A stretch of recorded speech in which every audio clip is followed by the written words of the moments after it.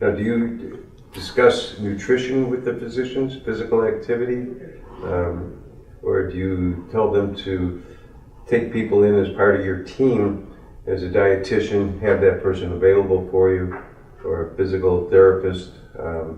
What in your practice, you obviously have people that work with you. Right. So what do you tell family practitioners? What should they be doing? Well, again, I think it will be very difficult for them to do it all by themselves. They need to try to find help. Where is this help available? Interestingly, lately a lot of pharmacists have been doing patient education for people with diabetes, so they can see if their local pharmacist has resources to do that.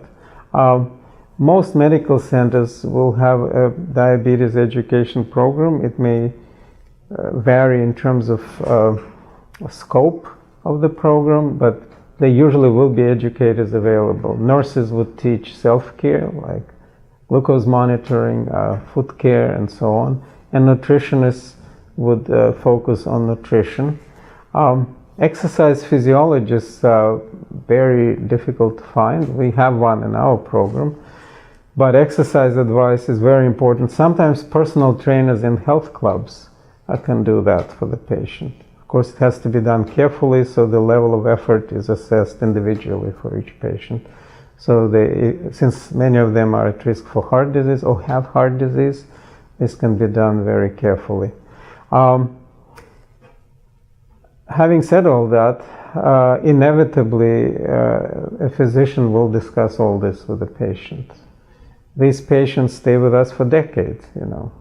This disease, most of the time, once it's diagnosed, remains with the patient forever. And having been in practice for about 30 years, I have patients who started, you know, with me as children. Now they have children, and in some cases grandchildren. Some of them have had diabetes now for over 50 years. You kind of become almost part of the family. So you inevitably discuss nutrition, physical activity, smoking cessation, and all that with patients repeatedly.